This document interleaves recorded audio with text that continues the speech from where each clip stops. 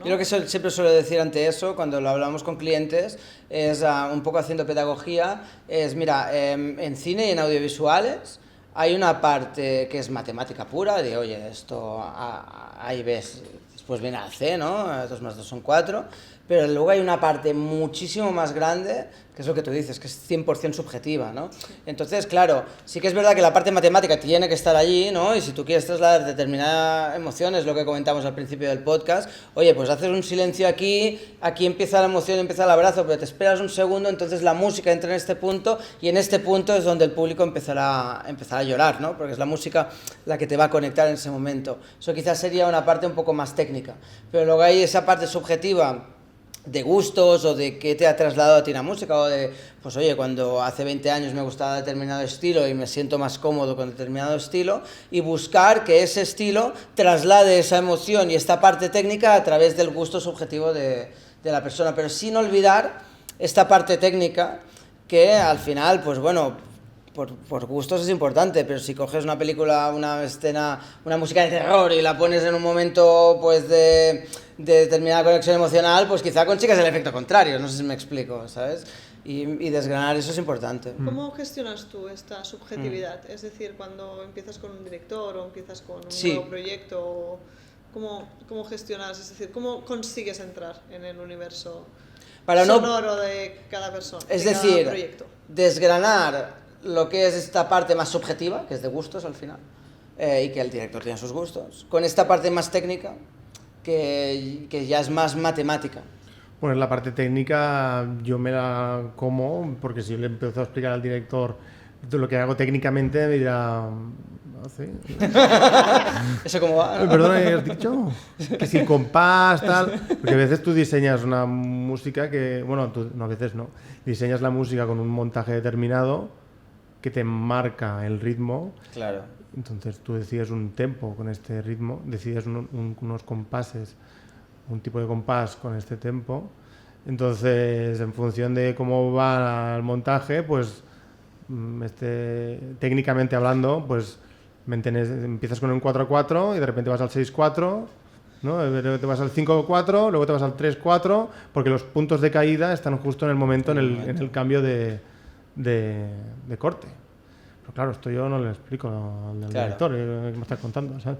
Pero a nivel, esto en la mítica escena de Titanic en el barco, si os fijáis, hay un momento que la melodía va creciendo, ¿no?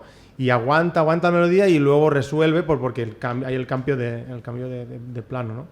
Entonces, son estas cosas técnicas que están ahí, que yo tengo que lidiar, pero por otro lado, cómo encuentro el tono, pues leyéndome el guión, mirándome las películas de referencia.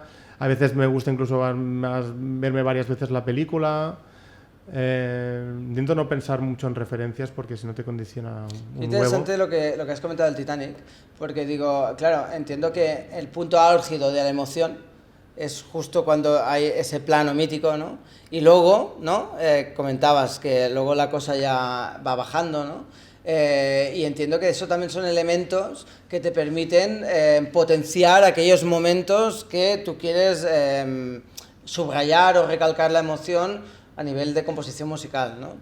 Son herramientas que vas jugando y vas utilizando, pues tú, como bien dices, a nivel técnico internamente, pero que después un espectador cuando las ve, pues no te sabrá explicar el por qué, pero la emoción le ha pasado, ¿no? Pero está ahí, claro, hay una artesanía, una elaboración ahí que tú haces para llegar a este punto y que el espectador pues le llegue, ¿no? Directa o indirectamente. Y esté súper y cuando tenga que emocionarse pues que se emocione, claro. O cuando a veces estás poniendo música todo el rato y luego sacas, pero se queda un vacío ahí, ¿no? Que es como que tiene una fuerza también el silencio, entonces saber jugar el silencio en cine y en general es súper importante, porque si no estás subrayando demasiado. Eso también un punto va en función de cada director como le gusta trabajar. Christopher Nolan, por ejemplo, pone música durante mucho tiempo, todo el rato. Claro. En el caso de Oppenheimer, ¿no? Te va cargando durante un montón de rato de la película y justo en el momento en que dices, ahora aquí a la explosión, ¿no? Aquí hará un patapum de la hostia. Pues no, hay un silencio de la hostia. Y dices, wow. Tú quedas, ¡buah! Y el impacto es brutal. Entonces, Ya son estas cosas que a nivel sonoro es que te afectan un montón. Es que a veces parece que en el audiovisual o en el cine es como que el sonido y la música, ya haremos en pospo el sonido y la música, es el último mono, pues que es súper importante porque es lo que te da la percepción de la situación espacial. Entonces ya puedes tener unas imágenes de la hostia que si el sonido y la música no está en su sitio, o el diseño sonoro no, y la mezcla te envuelve bien y está... es que no, porque yo siempre lo que he pensado es decir, claro, la historia, las imágenes, los actores, la escena, te narra la historia, pero la música te narra la emoción, ¿sabes? La emoción que sienten esos personajes, la emoción del momento que está pasando, que están sintiendo por dentro. Y claro, nosotros y vemos... también la historia, ¿eh? Dime. También la Y historia. también la Las dos historia. cosas, la emoción y la historia. Sí. Pero al final, claro, nosotros vemos películas porque queremos sentir lo que ellos sienten, ¿sabes? No, porque si no sería un documental, donde simplemente me explican lo que ha pasado y ya está.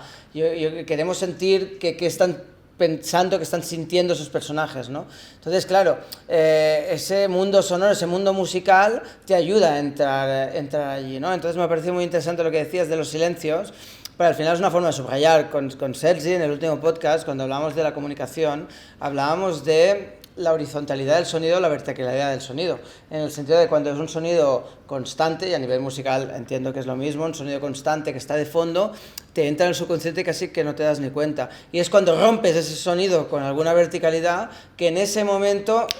Aquí hay un signo de exclamación, aquí conecto, ¿no? Y a veces esa verticalidad del sonido, de que sea algo no constante, puede ser un crescendo musical, pero también puede ser un silencio.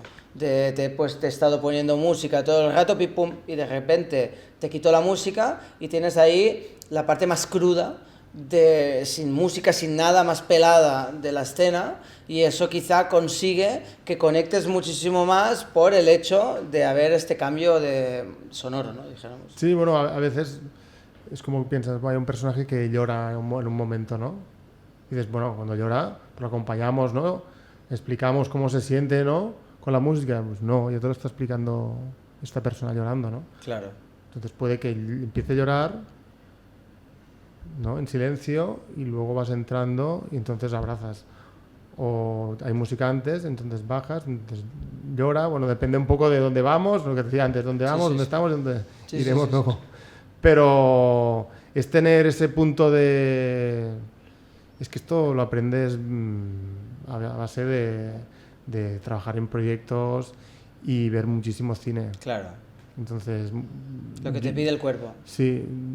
Yo, por ejemplo, me encanta el cine y miro, bueno, ya sabéis, pero miro pelis casi cada día, entonces ya no porque me gusta, sino porque me encanta analizarlas. Claro.